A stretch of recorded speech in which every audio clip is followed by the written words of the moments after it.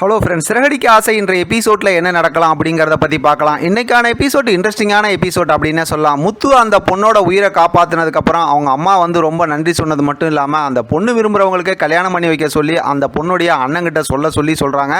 இப்போ மீனா பக்கத்தில் சீதா இருக்காங்க, அந்த நேரத்தில் நீங்கள் சொன்னால் தான் சரியாக இருக்கும் அப்படிங்கிற மாதிரி சொல்கிறாங்க. இப்போ முத்து எல்லாத்தையும் புரிஞ்சுக்கிட்டு இப்போ எதை சொல்ல வராங்கங்கிறதுனால அவங்க குடும்ப விஷயத்தில் நான் என்ன பேச வேண்டியது இருக்குது அப்படிங்கிற மாதிரி பேசிட்டு சீதாவை பத்திரமா பார்த்துக்க அப்படிங்கிற மாதிரி சொல்கிறாங்க. சீதா என்னை பற்றி பயப்படாதீங்க மாமா, நான் அந்த தப்பான முடிவுலாம் எடுக்க மாட்டேன், ஒரு பொண்ணை காப்பாற்றுறதுக்கு நீங்கள் அதாவது உதவி இருக்கீங்க, உங்களை பார்க்கும்போது எனக்கு பெருமையாக இருக்குன்னு சொல்லிட்டு போகிறாங்க. அதனால் பார்த்தா முத்துவும் அப்படியே சந்தோஷமாக போகிறாரு. மீனா அந்த பக்கம் இருக்காங்க. அடுத்து பார்த்தோம்னா நீத்து அவங்களோட ஹோட்டலில் உட்காந்துருக்காங்க. இங்கே பார்த்தோம்னா விஜயாவும் பார்வதியும் வராங்க. இப்போ விஜயாவுக்கு தான் ஆசை, அதை மனோஜை வந்து நீத்துக்கு கல்யாணம் பண்ணி கொடுக்கணும்ல. இப்போ அந்த விஷயமா ஒரு மாதிரி காமெடி கலாட்டாவாக பேசுகிறாங்க. கடைசியில் நீத்துக்கிட்ட உனக்கு என்ன மாதிரி பொண்ணு வேணும்னா உங்கள் பையன் மாதிரி பொண்ணு வேணும்னு சொல்லும்போது விஜயாவுக்கு ரொம்ப சந்தோஷம்.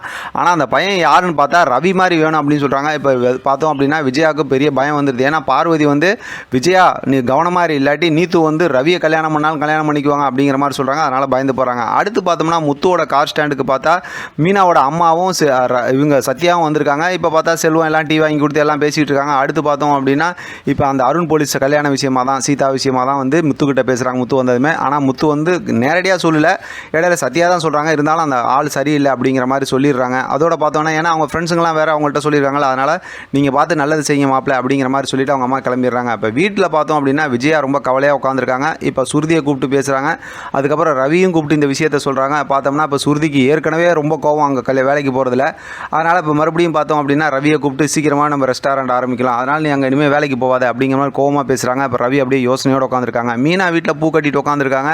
இப்போ முத்து வீட்டுக்குள்ளார வந்ததுக்கப்புறம் நீ தான் உங்கள் அம்மாவையும் தம்பியும் வந்து கார் ஸ்டாண்டில் வந்து மறுபடியும் அருண் சீதா கல்யாண விஷயமா பேச அனுப்பி வச்சு அப்படின்னு சொல்கிறாங்க. அதுக்கு மீனா இருந்துட்டு எனக்கு ஒன்றுமே தெரியாதுங்க, நான் சொல்லவே இல்லை அப்படிங்கிற மாதிரி சொல்கிறாங்க.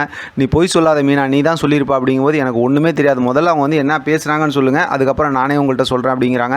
இப்போ வந்து முத்து அப்படியே பார்க்குறாரு. அதோடு இன்றைக்கான எபிசோட் முடிச்சிருக்காங்க. அடுத்த எபிசோட் சம்மந்தமாக ஒரு காமெடி கலாட்டாக காட்டியிருக்காங்க. ஏன்னா இப்போ மனோஜுக்கு வாயில் கட்டெல்லாம் பிரிச்சுட்டாங்க. பேச ஆரம்பிக்கும் போது வாய் ரொம்ப நாள் பேசாமல் இருந்தனால அப்படியே லாக் ஆகிடுச்சு. அதனால் பார்த்தோம் அப்படின்னாக்கா ஒருத்தவங்களை கூப்பிட்டு வந்து அப்படியே பார்த்தா மந்திரிச்சு விட்ற மாதிரி எல்லாம் சூடெல்லாம் ஏற்றி வாயை திறக்க சொல்லி வாய்க்குள்ளார நெருப்பை போட்டு விட்றாங்க. அம்மா அப்படின்னு சொல்லிட்டு இருக்காரு. ஒரு மாதிரி ஃபன் கலாட்டாக போய்கிட்டு இருக்கு. பார்க்கலாம் அடுத்து என்னெல்லாம் நடக்குதுன்னு. இதை பற்றின உங்களோட கருத்து கமெண்ட் பாக்ஸ் தெரியப்படுத்துங்க. தொடர்ந்து ஆதரவு கொடுங்க. தேங்க்யூ ஃப்ரெண்ட், தேங்க்ஸ் ஃபார் வாட்சிங்.